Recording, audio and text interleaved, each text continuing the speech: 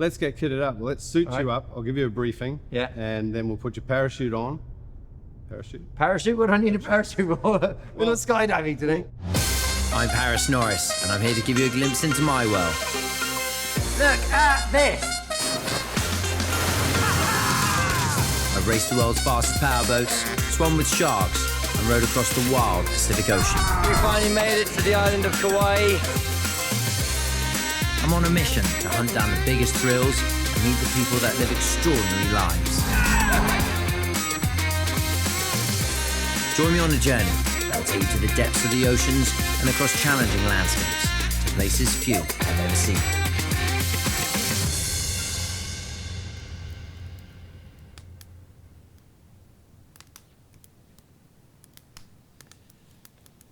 Ever since I first came to the UAE, I was struck by the limitless nature of the place. Guys with jetpacks flying along Airbus A380s, people base jumping from the world's tallest building. It had the extreme nature of a place that made me say, yes, this is where I want to be. So in this episode, we're heading off to the adventure capital of the UAE, to Ras Al Khaimah, where I'm going to be experiencing some serious G-force in an aerobatical aviation adventure. Let's go.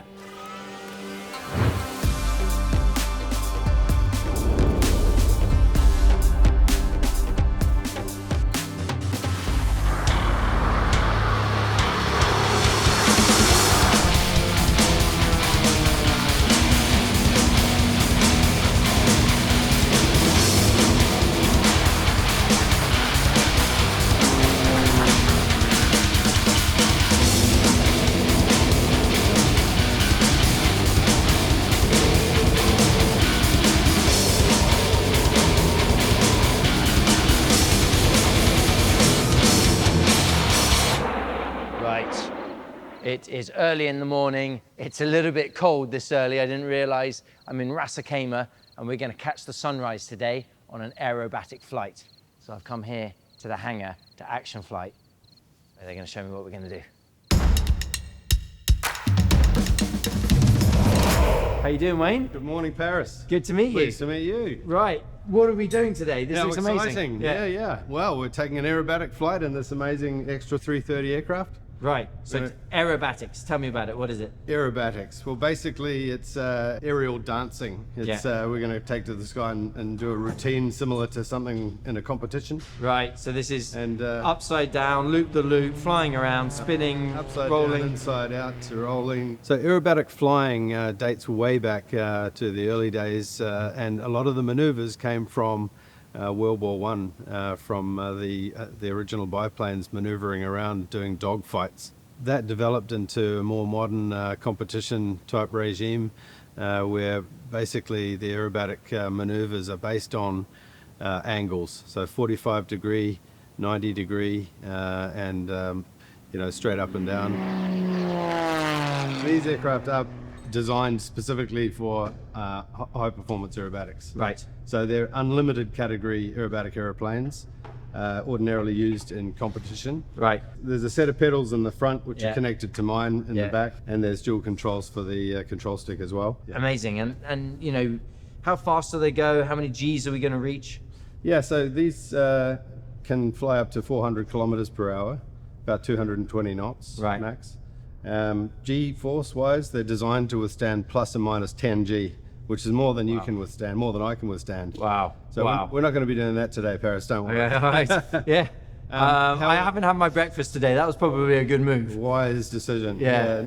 We'll be climbing up to between 3,000 and 6,000 feet and performing a series of aerobatic maneuvers out over Marjan Island, where all the resorts are, and the Wynn Casino Hotel is being constructed. So the maneuvers that we'll be flying will be a combination of loops, barrel rolls, aileron rolls, hammerhead stall turn, split S, a little bit technical with these descriptions, but basically it'll be a combination of maneuvers that should heighten your senses. And we have a special mission. We have a special mission this morning. What are we doing? We're going to go out to Marjan Island and do some nice little aerobatic maneuvers out there. Yeah. But then, as the sun rises, we're going balloon hunting. So we've got Captain Jean-Pascal Lamaire in the hot air balloon today, and we're going to go and find him and fly around him and say hello. All right, I'm looking forward to this. I think it's going to be like a very long roller coaster. Is that sort of the feeling? Yeah, I'll keep an eye on you, Paris. Don't worry. We want to make sure you've got a grin on your face for the whole journey. Yeah. And then we'll come back and talk about it. Right, time to get suited and booted in my aviation gear. Right, okay. Okay, I have to say, I'm a little bit nervous about all of this. These planes are tiny, and Wayne seems to be a little bit crazy. He's gonna take it round and round, barrel roll me, flip me upside down. I think he's gonna enjoy watching me scream and look a bit ill. Anyway, this is it, right? They're tiny little things, a bit like a kind of Spitfire from the Second World War or something. But when you look inside, pretty simple in there. You've got leather seats, you've got these seat belts here. I think maybe it was bought from a Second World War auction. Don't know if I should be so comfortable about this, to be quite honest, but anyway, I'm trusting Wayne, and I think this is going to be fun. I'm going to try and hold down my breakfast and smile a little bit. Limited category competition aerobatic flight. They're also used for training, and they're capable.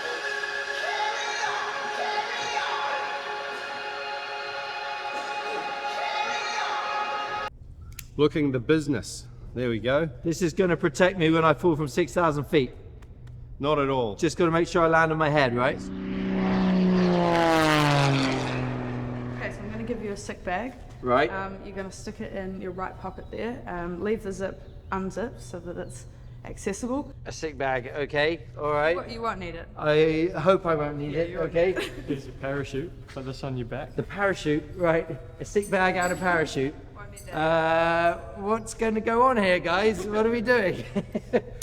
So we're not going skydiving today, but if things go wrong, we're going skydiving. You may get a bonus. No, not going to happen. Not going to happen. It's more of a seat cushion than an emergency device, but it's an extra layer of safety. So Right. Safety first. Yeah, okay, all right. Well, there we go. We've got all safety measures. Makes me feel a lot more relaxed. I've got a parachute and a sick bag. Now I know everything's going to be okay. Yeah, so it all started in New Zealand. I come from a place called Queenstown. It's in the Southern Lakes district of the South Island. And Queenstown's had a reputation and a label of the adventure capital of the world for as long as I've been around, probably the last 40, 50 years.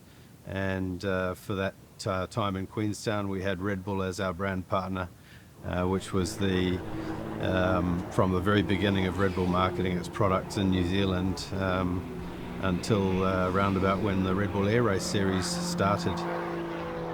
Bought an aircraft for the job. It was a Pit Special, same configuration, pilot plus passenger or co-pilot. And we set up the license and started operating commercially. So about 3 years into it, Red Bull, the energy drink, turned up in New Zealand to start marketing their product. This is in the late 90s. And they were in Queenstown looking for something to brand up that was exciting to market. And I heard about it, and I basically made contact, picked the guy up from his hotel, took him out to the airport, strapped him in, took him up to 5,000 feet out over the lake, and did what we are about to do. And we landed, and he said, "Where do we sign?" basically. So in saying that, Red Bull they had criteria to meet, and that was, as far as an athlete is concerned, they wanted you to be competitive and top five. New Zealand had a pretty active competition going on, national competition.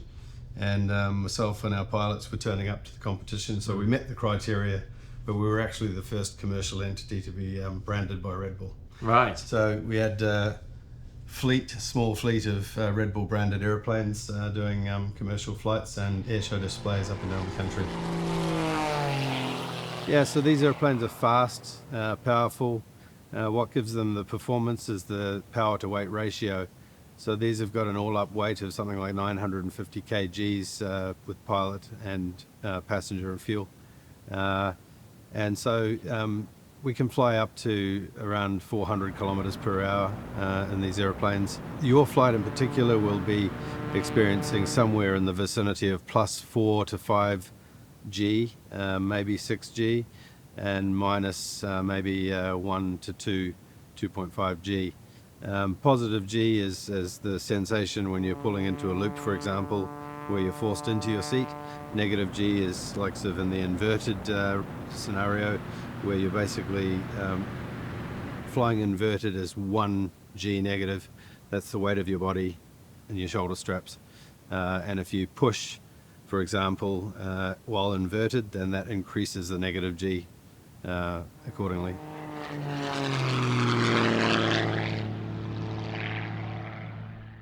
My name is Georgie Jack. I am in charge of digital media and photography and videography, and I am the pilot's daughter, Wayne's daughter.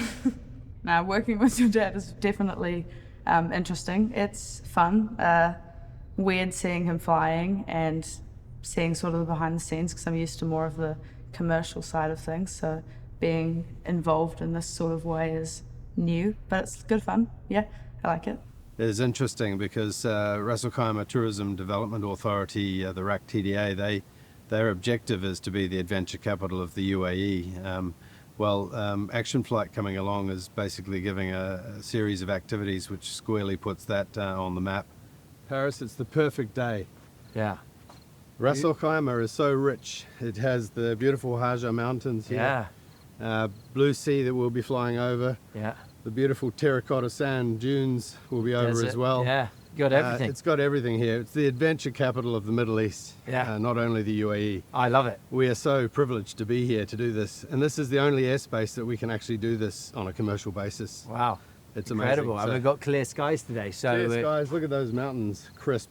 that's one hell of a sunrise coming up. So the sun is just going to peek its head over the mountain when we're up in the air. It's going to pop up in about 15 minutes and we'll be there to see it. Yeah. Amazing. All right. Perfect. Okay, in we hop. There, stand on the stripy area. Okay, on the stripy area. There we go. Is this built for men my weight? Absolutely. Am I going to get out in an emergency? Oh, okay. We'll just go and have fun. We'll have a comfortable flight. Make sure you're having fun, and you'll feel the G-force. Don't worry. Yeah.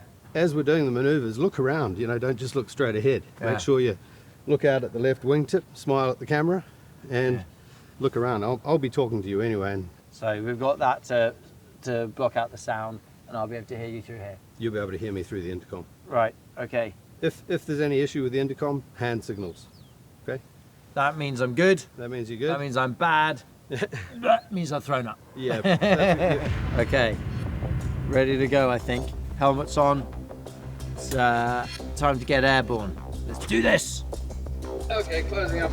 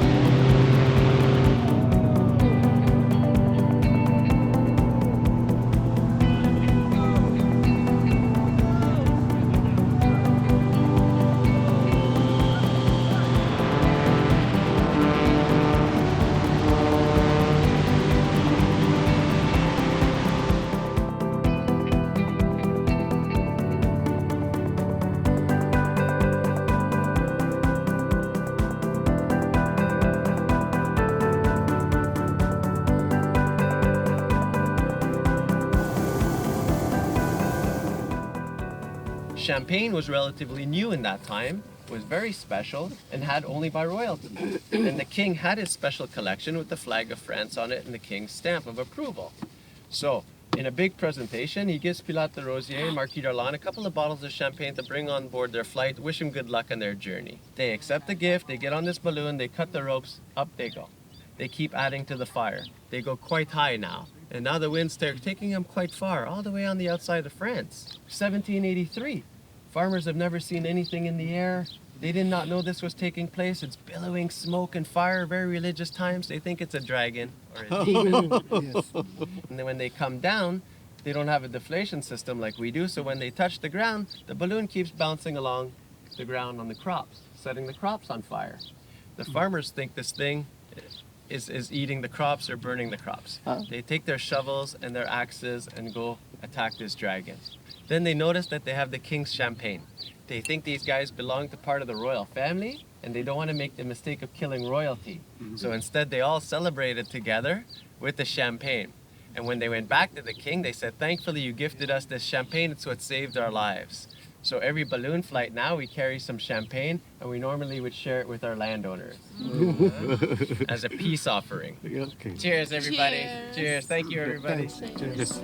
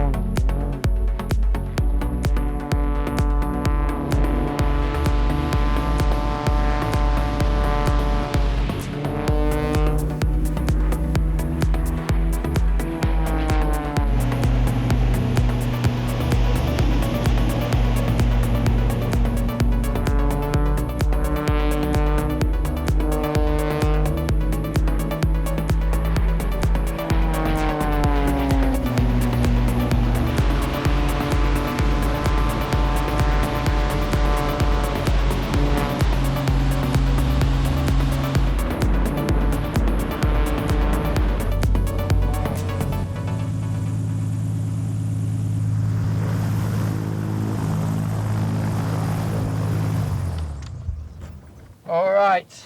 Oh, Paris. Wow. That was insane! How about that?